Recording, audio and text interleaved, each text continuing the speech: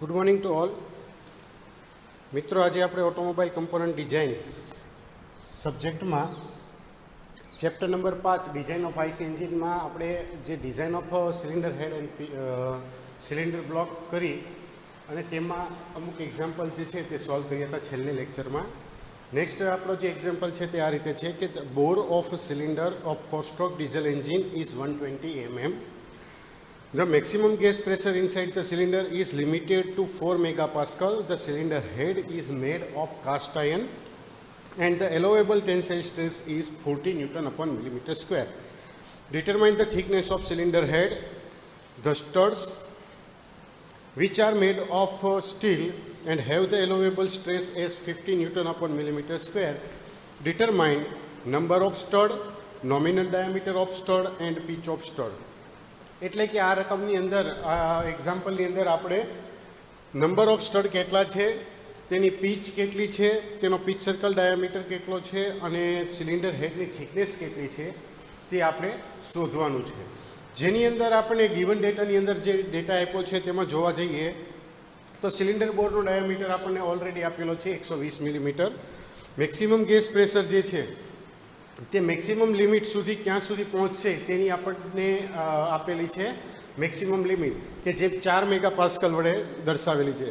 Cylinder હેડ છે એ બનાવવા માટે કાસ્ટ આયર્ન મટીરિયલનો અહીં ઉપયોગ કરવામાં આવેલો છે અને કાસ્ટ આયર્ન મટીરિયલની અંદર જે સ્ટ્રેસ પેદા થાય છે તેની વેલ્યુ પણ ઓલરેડી આપણને અહીં આપેલી છે કે જે 40 ન્યૂટન અપોન મિલીમીટર સ્ક્વેર છે અને સ્ટડને સ્ટીલમાંથી બનાવવામાં આવ્યો છે અને તેની અંદર જે સ્ટ્રેસ પેદા થાય છે ટેન્સાઇલ સ્ટ્રેસ, તો તેની વેલ્યુ પણ અહીં ઓલરેડી આપણને આપવામાં આવેલી છે કે જે અહીં 50 ન્યૂટન અપોન મિલીમીટર સ્ક્વેર છે. તો હવે આપણે અહીં એક્ઝામ્પલ સોલ્વ કરશું આગળ. તો એક્ઝામ્પલની અંદર ગિવન ડેટા સૌથી પહેલાં આપણે અહીં લઈ લેશું. તો ગિવન ડેટાની અંદર છે ડી કેપિટલ બરાબર 120 millimetre, P maximum is equal to 4 megapascal, sigma T for head is equal to 40 newton upon millimetre square. Sigma T is equal to stud is equal to 50 Newton upon millimeter square. So first of all we will determine the thickness of cylinder head TH. So TH is equal to capital D under root C into P divided by sigma T. સૂત્ર પ્રમાણે આપણે value હવે એની અંદર મૂકી દઈશું. તો capital ડીની value already આપણને આપેલી છે 120. સી જે છે તે આપણને અહીં આપેલો નથી, પણ આપણે જ્યારે ડિઝાઇન ડિરાઈવ કરી હતી ત્યારે જણાવ્યું હતું કે જે કિસ્સામાં સીની વેલ્યુ ના આપેલી હોય તો આવા કિસ્સામાં સી બરાબર 0.1 કે જે કોન્સ્ટન્ટ છે તે લેવાની રહે છે. પી is equal to 4 and sigma T is equal to 40. તો આખી જે વેલ્યુઓ જે છે એનું કેલ્ક્યુલેશન કરતાં આપણને સિગ્મા આપણે બધી જે વેલ્યુનું કેલ્ક્યુલેશન કરીએ છીએ તો તેના પરિણામે આપણને ટીએચની વેલ્યુ જે મળે છે તે 12 mm મળે છે. એટલે કે thickness of cylinder head is equal to 12 millimetre. Next હવે આપણે જોઈશું સ્ટડની ડિઝાઇન માટે. તો સૌથી પહેલાં કેટલા સ્ટડની જરૂર પડે છે તે ફાઇન્ડ આઉટ કરવું જરૂરી બનતું હોય છે. તો number of stud is equal to NS is equal to capital D divided by 100 plus 4 to capital D divided by 50 plus 4. Capital D already આપણે આગળ છે અવેલેબલ, એટલે કે 120 divided by 100 plus 4 to 120 divided by 50 plus 4. તો આ બધાનું calculation કરશું તો આપણને અહીં વેલ્યુ મળે છે કે 5.2 થી 6.4 સ્ટડની જરૂર પડે છે. પણ આપણે આગળ પણ જણાવ્યું હતું કે જનરલી જે સિલિન્ડર અને સિલિન્ડર બ્લોક, સિલિન્ડર હેડ અને સિલિન્ડર બ્લોકને જ્યારે આપણે ફિટ કરીએ છીએ તો એવા સમયે આપણે સ્ટડ અથવા તો બોલ્ટનો ઉપયોગ કરતા હોઈએ છીએ અને આ જે બોલ્ટનો ઉપયોગ કરીએ છીએ તેની સંખ્યા, નંબર ઓફ સંખ્યા જે છે તે હંમેશા બેકી સંખ્યામાં હોય છે કે જેથી પૂરતું ગેસ ટાઇટ ફિટમેન્ટ અને લીકેજ થતું અટકાવવા માટે આપણે કામ કરી શકીએ છીએ. તો અહીં નંબર ઓફ સ્ટડની સંખ્યા જે છે તે આપણે એપ્રોક્સિમેટલી 6 જેટલી લઈશું. Nominal diameter of the stud, તો કે nominal diameter is equal to find out કરતાં પહેલાં કોર ડાયામીટર આપણે પહેલાં એનો શોધવો પડે છે અને કોર ડાયામીટરનું આપણું જે સૂત્ર છે કે DC is equal to capital D under root P maximum divided by NS into sigma T. અહીં બધી જ વેલ્યુ આપણી પાસે ઓલરેડી અવેલેબલ છે. તો કેપિટલ ડીની વેલ્યુ છે 120, અંડર રૂટની અંદર પી મેક્સિમમની વેલ્યુ જે છે કે 4. પછી આવશે એનએસ આપણે હમણાં જ હાલ શોધ્યું કે જેની વેલ્યુ આપણે 6 તરીકે લઈએ છીએ. અને સિગ્મા ટી કે જેની વેલ્યુ ઓલરેડી આપણને ગિવન ડેટાની અંદર આપેલી છે કે 50 મેગાપાસ્કલ. તો ટોટલી કેલ્ક્યુલેશન કરીશું તો આપણને કેલ્ક્યુલેશન કરતાં ડીસીની જે વેલ્યુ છે તે આપણને 13.84 મિલીમીટર મળે છે કે જેને કોર ડાયામીટર ઓફ સ્ટડ તરીકે આપણે આઈડેન્ટિફાઈ કરવામાં આવ્યું છે.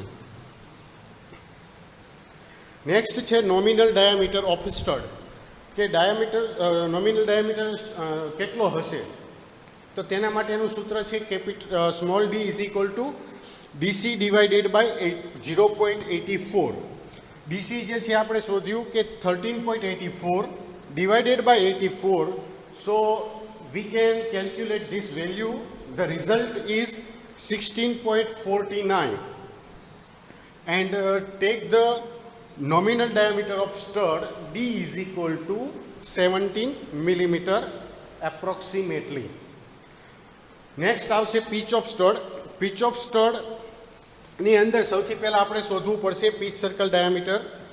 pitch circle diameter નું સૂત્ર છે capital D plus 3 into small D. એટલે કેપિટલ ડી જે છે ડાયામીટર આપણો છે 120 પ્લસ 3 ઇન્ટુ 70. તો એનો આપણને જવાબ અહીં મળશે 171 મિલીમીટર. પછી આવશે પીચ ઓફ સ્ટડ.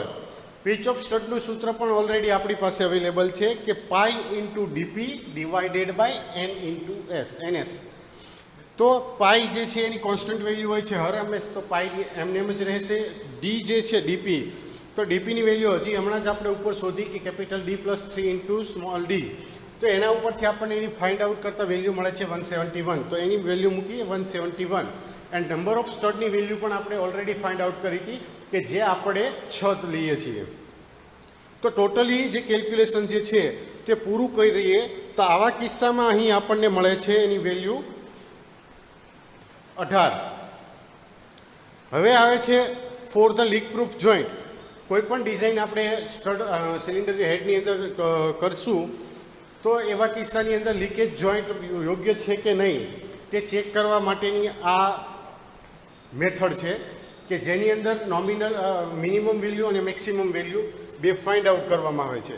અને આ બે વેલ્યુની વચ્ચેની વેલ્યુ જે છે તેની અંદરના કિસ્સામાં જો હોય આપણી વેલ્યુ તો આવા કિસ્સામાં આપણે તેને ઉપયોગમાં લઈ શકીએ છીએ કે આ ડિઝાઇન જે કરી પીચ ઓફ સ્ટડની, તો એ બધી ડિઝાઇન સ્ટડની ટોટલી ડિઝાઇન જે છે અથવા તો બોલ્ટની જે ડિઝાઇન કરવામાં આવેલી છે આપણા દ્વારા તો તે યોગ્ય છે.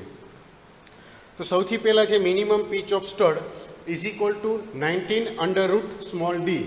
19 under root small D, small ડીની વેલ્યુ ઓલરેડી આપણી પાસે 17 છે એટલે 19 ઇન્ટુ અંડર રૂટ 70. તો કેલ્ક્યુલેશન કરીએ તો આપણને મળે છે 78.34 millimetre. Next is maximum pitch of stud is equal to 28.5 into under root D. તો એની વેલ્યુ અહીં આપણે મૂકી દઈએ તો 28.5 ઇન્ટુ 17 ઇઝ ઇક્વલ ટુ 117.5. તો જબ pitch of stud or bolt obtained lies between અથવા તો within in the 78.34 mm to 117.5 mm.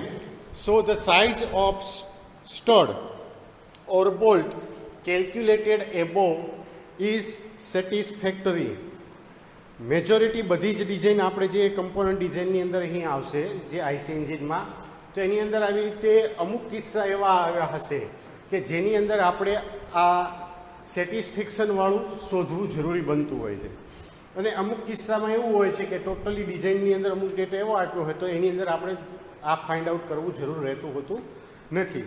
પણ જ્યારે આપણને એવી વેલ્યુ આપેલી હશે તો એવા કિસ્સામાં આપણે અહીં એનું સેટિસ્ફેક્શનવાળું જે પોર્શન જે છે તે કેલ્ક્યુલેટ કરવું જરૂરી બનતું હોય છે.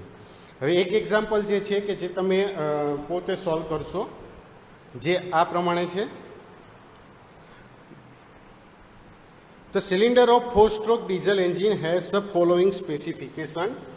BHP is equal to 7 kilowatt, speed is equal to 100 rpm, indicated mean effective pressure is equal to 0.35 megapascal, mechanical efficiency 80%, maximum gas pressure is equal to 3.5 megapascal. The cylinder head is made of grey cast iron. એનો ultimatum stress જે છે તે 260 newton upon millimetre square જે છે અને મ્યુની value જે છે તે 0.25 છે. The stud are made of plain carbon steel. તેનો yield સ્ટ્રેન્થ જે છે તે 380 ન્યૂટન અપોન મિલીમીટર સ્ક્વેર છે. The factor of safety for the all parts is 6. So calculate the bore and stroke length of the cylinder liner અથવા તો bore and length of liner, thickness of cylinder head and size, number and pitch of the stud. એટલે કે અહીં જે આપણને રકમ આપેલી છે તેમાં ટોટલી ડિઝાઇનમાંથી આપણે ખાલી 2 જ વસ્તુ નથી પૂછી. તો આવા કિસ્સામાં આપણે બને ત્યાં સુધી ટોટલી ડિઝાઇન જેમ જ તે કેલ્ક્યુલેશન કરવાનું રહેતું હોય છે. જેની અંદર આપણને ડેટા આપ્યો છે એમાં જોવા જઈએ તો આપણને અહીં બ્રેક પાવર આપેલો છે, સ્પીડ આપેલી છે, ઇન્ડિકેટેડ મીન ઇફેક્ટિવ પ્રેશર આપેલું છે, મેક્સિમમ ગેસ પ્રેશર પણ આપેલું છે, મિકેનિકલ એફિશિયન્સી પણ ઓલરેડી આપેલી છે. અહીં બીજામાં નંબરમાં જઈએ તો જે કોઈ મટીરિયલ માટે આપણને પહેલાં સિગ્મા ટીની એ વેલ્યુ મળતી હતી, તો અહીં આપણને ડાયરેક્ટ વેલ્યુ નથી આપવામાં આવેલી. અહીં આપણને અલ્ટિમેટ સ્ટ્રેસના રૂપમાં અને yield સ્ટ્રેન્થના રૂપમાં, yield સ્ટ્રેસના રૂપમાં વેલ્યુ મળેલી છે કે જેને આપણે કન્વર્ટ કરવી પડશે. તો તેને કન્વર્ટ કરવા માટે આપણે જે વેલ્યુ આપેલી છે અલ્ટિમેટ સ્ટ્રેસની અને yield સ્ટ્રેન્થની, તો તેને ફેક્ટર ઓફ સેફ્ટી વડે ડિવાઈડ કરશું તો જે તે મટીરિયલની, જે તે કમ્પોનન્ટની આપણને ટેન્સાઇલ સ્ટ્રેન્થ જે છે તે મળશે અને તેના ઉપરથી આપણે સિગ્મા ટી જે ફાઇન્ડ આઉટ કર્યા પ્રમાણે આપણે તેનો ડેટાની અંદર ઉપયોગ કરી શકશું. બીજી વસ્તુ એ છે કે આ જે ડિઝાઇન જે છે તો તેની અંદર સૌથી પહેલાં આપણે પહેલું સ્ટેપ આવશે બોર એન્ડ લેન્થ ઓફ ધ અથવા તો stroke length of the cylinder. ત્યાંથી શરૂઆત કરી કે જેની અંદર આઈએચપી ઈટાના એફિશિયન્સીના સૂત્રની મદદથી સૌથી પહેલાં બીએચપી અને આઈએચપી ઉપરથી આઈએચપી શોધવાનું રહેશે. પછી આઈએચપીનું સૂત્ર PLAN ડિવાઇડેડ બાય 60,000, એની મદદથી આપણે ડી શોધવું પડશે અને ડીની મદદથી આપણે એલ શોધવો પડશે. એલ શોધ્યા પછી ટોટલ એલ શોધવો પડશે. એટલે એ રીતે આપણે સૌથી પહેલો પોર્શન જે છે તે કેલ્ક્યુલેટ કરી શકશું.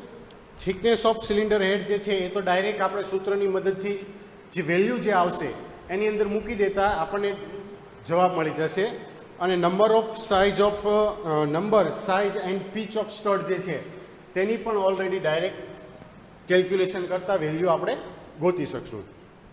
તો આ રીતે તમારે આ એક્ઝામ્પલ જે છે તે સેલ્ફ સ્ટડીની અંદર હોમવર્કમાં સોલ્વ કરવાનો છે.